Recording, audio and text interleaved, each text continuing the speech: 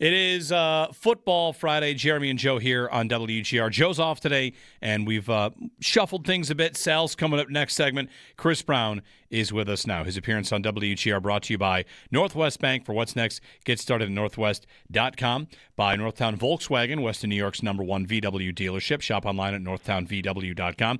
And by Lockport Outdoor Store, high-impact gear for hardworking men and women.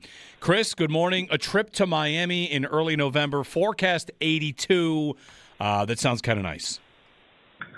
It does sound nice. 87 is the forecast high, which will probably happen right around halftime. So you got to believe that the guys are hydrating, right? Yep, hydrating this week. And, with the relative shorthanded nature of frontline players, especially on defense, guys are going to have to be hydrated if they got to play a lot of snaps. So hopefully the offense has some long, sustained drives to give the defense a break. And then we're coming home to apparently polar vortex temperatures on Monday. That's right. Yeah, we're looking possibly at some snow situations on Monday in this area. Chris, the game, I refer to it as like the heat stroke game, the game that got so rough there a couple of years ago. What was the high that day? Do you remember? 87 feels like, I know that can get hot and can get hot in the sun, but it feels like that day the temperature was a lot higher. I was not there. How hot was it that day? It was stupid hot. The humidity was, I think it was over 85%. And if you talk to any of the players that played in that game, that's what they will tell you. We actually had Mitch Morris on our show earlier this week, who obviously played in that game.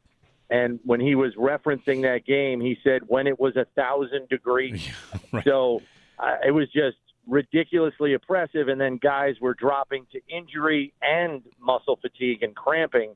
I still remember Tommy Doyle finished that game with the last 3 or 4 plays on a torn ACL. I think it was the last game he played for the Bills. So, yeah, that was bad. I'm hoping in November the humidity won't be nearly as bad as it was in week 2 that year. Yeah. Well, 87, again, training staff will be on top of it. And we just talked a little bit ago to Alan Pupar, who covers the Dolphins, about this game and what they're trying to figure out. It's kind of interesting. They're keeping their head coach after firing the GM, and his takeaway was he thinks the Dolphins are going to be in a little bit of a see what we have mode and maybe try one more time to put together a good team next season. So we might see a Dolphins team that, while it feels like their season is over, that they're not in total teardown because they did not trade everything away that they could have. Yeah, I see that. I think it's probably because it would be, and I haven't looked at his contract, but I would think this soon after the extension, it might still be hard to get out from under Tua's contract. So they say, well, we got to stick with Tua here for one more year before we can get out from under the contract. Why don't we just try one more year to see what we can put together? The longer Tua's the quarterback, the better for the Bills as far as the division race is concerned every year, because he's just not at a level of a Josh Allen or maybe even Drake May. So they're just going to be also-rans in their own division, I think, as long as he's the quarterback.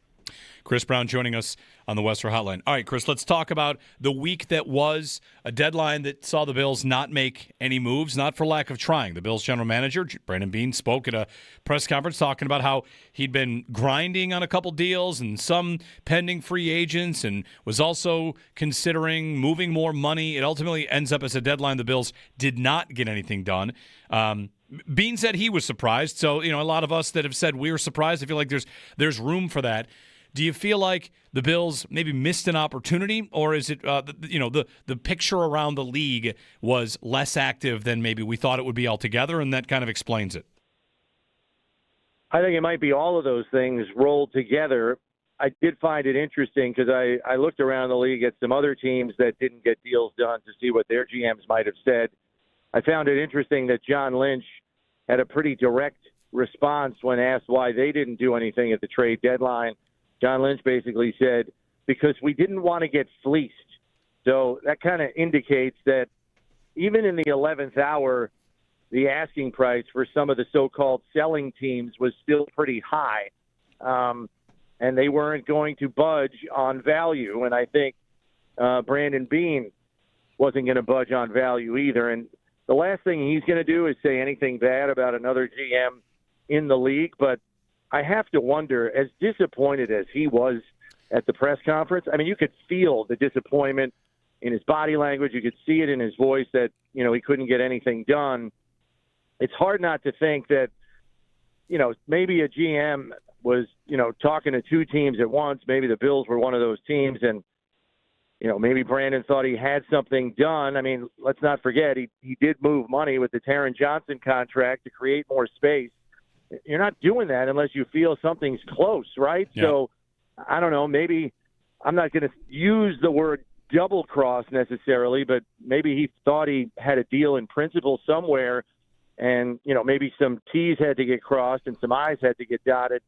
And then all of a sudden another team, that team maybe does a deal with somebody else instead and completely goes against what maybe had been agreed upon in principle. I'm just guessing here. Yeah. I'm just not used to seeing him that disappointed in any capacity, because he's a resolutely positive person. But I think we also know he's ultra competitive. So just to see him in that way was, it made me think long and hard about what was going on the other side of those conversations. Chris Brown joining us on the Western Hotline. Of course, one of the questions was, do you believe you have a championship roster? And he answered that with a yes. I mean, I don't know, any GM that's in the championship games and winning divisions consistently probably feels they have a championship roster. It really comes down to whether or not they can find the answers in-house to maybe overcome some of their shortcomings, which is, that's not unusual, right? Every team that's going to try to win the Super Bowl might have some spots they'd like to be a little bit better in.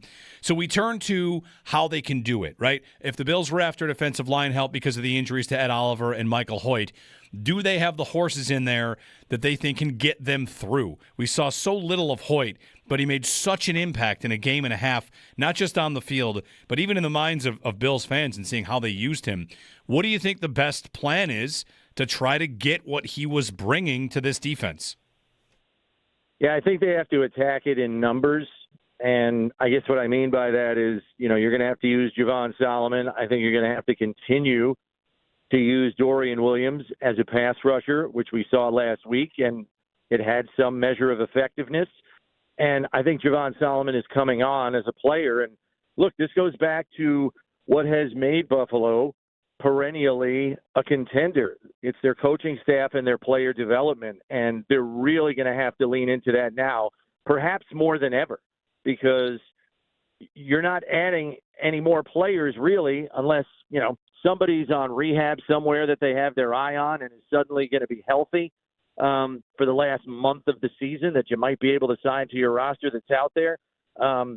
Short of that, I don't know if you can do anything better than basically developing your own. And I think Landon Jackson's a guy that's got to step up. And I know fans might be like, oh, geez, we're dependent on that guy. He hasn't even worn a jersey. Well, he hasn't, because he's at a position that had tremendous depth going into the season. So now, that's a guy that they're going to have to bring along, and they've been encouraged by his development in the practice setting. Well, now he's going to have to show up and do something more for them in actual games. Yeah, I mean, I'm one that sometimes gets impatient and wonders about why players are not playing. The defensive end spot had been somewhat flush, and now, of course, this opportunity for Jackson, for fans to kind of remember what the scouting report was on him, what he could bring to this defense, and if, in fact, he does dress on Sunday, what are they going to get in Landon Jackson? Well, you've got a guy that is capable of, bending the edge, long athlete, similar in body type to Greg Rousseau. And that's a good thing when you're rushing from the edge, because, you can go all the way back to what Bruce Smith used to say about what made him so successful. His main aim was to get his hands on the offensive tackle before the offensive tackle got his hands on him. Last I checked, Landon Jackson has 34.5-inch arms. He's going to win most of those. I'm also curious to see who they kick down inside, knowing how short they are at the defensive tackle position, and knowing Hoyt is no longer an option to rush from the inside at times. I'm curious to see who fills that role. We saw Javon Solomon fill it to a certain degree in the second half of the game last week.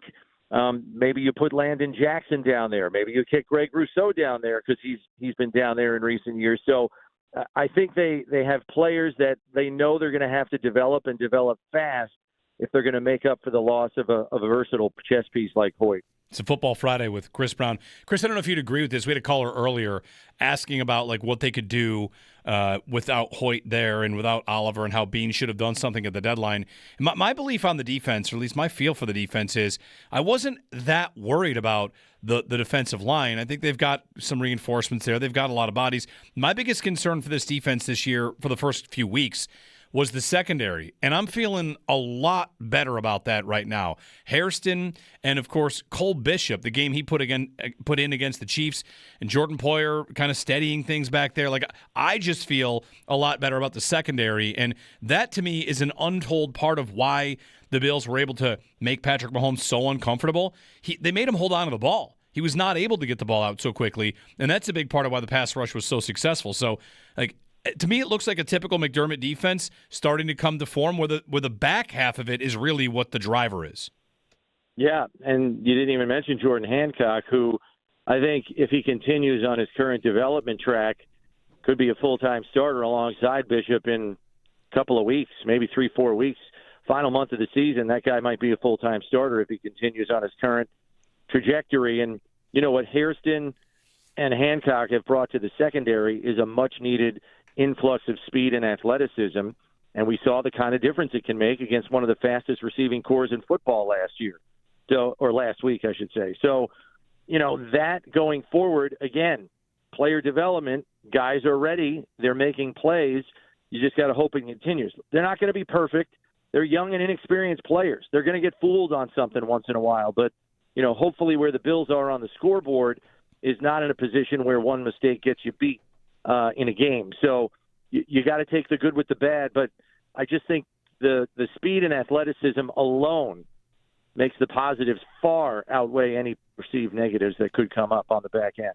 In this matchup against Miami, the Bills have occasionally run the ball really well. James Cook, of course, everyone's kind of looking for the passing offense to show them something outside of Kincaid and maybe Shakir, and Josh Palmer's practicing on a limited basis. It's somebody else, right? We're talking about Keon Coleman or Elijah Moore or Curtis Samuel, somebody else kind of stepping into a larger role here. And there maybe aren't that many opportunities to do that with this offense, but do you feel like one of them will have to do that for the Bills to be the best version of themselves? I think you're hoping one of those players emerges. I think a lot of us viewed Joshua Palmer as the third piece because clearly the passing game runs through Kincaid and Shakir. Just look at last week's stat sheet, and that'll tell you all you need to know. Kincaid with 7 or 8 targets, Shakir with 6 or 7, and then nobody else had more than 2 targets in the entire game. Also, I think we have to remember, too, if they're running the ball 35 times and Josh is only throwing it 26, there's only so many opportunities to go around as well. But I think if Palmer gets back healthy, I would tab him as probably the third most likely option. And the other thing that I think the Bills still haven't tapped into nearly as much as they did last year was utilizing all 3 running backs in the passing game. I mean, this was a running back trio that was utilized in the passing game in a very, very significant way last year, and we really haven't seen that emerge yet. And part of me wonders, you know, is that something Joe Brady's just leaving in the bag for when he really needs it in a given week against a given opponent? But I think if they don't feel they're getting what they need from, say, a third option in the passing game past Kincaid and Shakir, I really think that's something they can turn to and at least get production value out of that in the passing game, even if it looks like an extension of the run game. Chris Brown on the Western Hotline chatting about Bills and Dolphins, a pilgrimage for many Bills fans down to Miami to take over that stadium, and hopefully the Bills can secure a win. Will you have one eye? You probably can't. You're locked in. You're doing play-by-play of this game, so maybe in commercial breaks, one eye on Bucs Patriots, because it's a big one, right? The Bills could be right back kind of in control of the division with a Bills win and with a Tampa win as well. So a couple of big games coming up, and the Tampa Bay Buccaneers are front and center in terms of the Bills and the Patriots in the next 2 weeks. Yeah, it's interesting because the Patriots are finally experiencing a little bit of adversity. Kayshon Boutte not looking good to play this week, and he's been their big deep threat. So what does Drake May turn to now? So I'll be curious to see how that all plays out. Yep. Thanks, Chris. We'll chat on Monday.